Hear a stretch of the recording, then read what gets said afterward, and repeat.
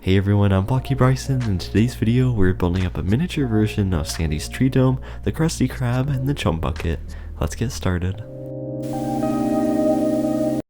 So in this chest right here is all the materials we're going to be needing for good old Sandy's house. And that right there is what the finished build is going to look like, but to start this one off we're going to actually be placing down some redstone torches.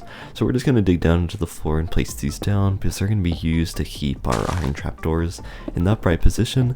And once we get those in there, we're going to be filling in our blocks over top of them, and then we're going to place down our 2 iron trapdoors for our airlock passageway. And once we get those placed down, we're going to be building up the tree inside Sandy's tree dome. This is a lot harder to design than I thought it was going to be, so I tried a whole bunch of stuff and we pretty much ended up with the armor stand and green wool as our little tree. So pretty much that just requires the use of 1 piston push, which is no big deal, and we got that all in place. Which just leaves us placing in our glass blocks, so we're going to go all the way around this build with a 2 tall glass wall. And after that is just going to be wrapping up our dome on top and then placing in our 1 glass block in our airlock system. And there's our tree dome all finished, but it won't be complete without our Sandy cheeks, so for that we're going to go where we want Sandy to stand and place a slab in the floor. Then on top of the slab is going to be an armor stand facing the opposite way we want Sandy to be facing. Then we're going to equip that with a leather cap. Then we're going to do our piston action, so we're going to go up to the side and build up a 5 tall tower, just like this. To the side of our top block of the tower is going to be a piston above Sandy, then a glass block, and then a quartz pillar. Now we're going to extend this piston once, place a dirt block, extend it again, and now we have our Sandy almost finished.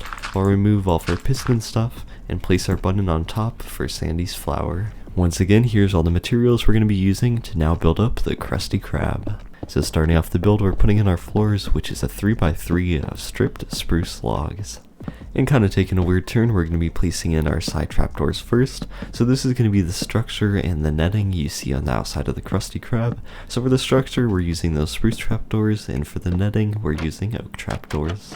And with all those trapdoors in their correct places and flipped, we now have something to build off of for our stripped spruce logs. So we're going to be building up the back wall, the roof, and kind of the front top wall. We also don't want to forget about our 2 walls kind of hidden by the trapdoors, and so that's just going to be our 2 spruce planks hidden behind the top oak trapdoors. Moving on from there, we want to give the roof a more rounded look, so I'm going to be using these spruce stairs. We also want to kind of create those pillars you see on the side of the Krusty Krab, so we're going to create some separation by placing a slab in the center. And now we're adding in our light blue glass for the windows, and also a light blue glass pane for the doorway.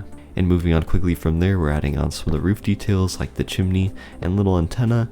Then after that, it's just going to be all the flags you see at the beginning, so we're just going to use some different colored signs for that, place all those in, and now all we have left is just the Krusty Krab sign. And that's just going to be a 3 tall birch fence pole, and then we're going to add in some trapdoors, and this next part is kind of optional. We're going to be putting in a sign that says the Krusty Krab, because I think it looks a little bit weird, so you can decide if you want to add it or not. And once again, to wrap up the build, we'll be adding in our Mr. Krabs, which is just going to be light blue terracotta, red concrete, and a few black stone buttons. And that finishes up the Krusty Krab, so we're moving on to the chum bucket. So for this one, we're starting off with the stripped spruce log as our doorway, and then we're building up some of the walls using some cobbled deep slate blocks. Then after that, we're adding in that roof trim type thing you see at the top of the chum bucket by using our slabs. We'll also be adding in all of our cobbled deep slate walls into the corners to give the build a more rounded look. And then at the front, we're leaving it blank to add in some red nether brick texturing to kind of act as the chum bucket text. And that just leaves us to finish up our handle at the top. And the chum bucket is all finished and looking pretty good, so the last thing is just add in our little plankton. And if you like these SpongeBob builds, I did do a video on how to build Squidward, SpongeBob's, and Patrick's house, and I'll have more coming in the future, so make sure to subscribe. But if you do just want to see more mini builds, I have a bunch of videos on that as well. But anyway, thank you so much for watching. If you liked it, make sure to leave a like, and I'll catch you guys in the next one.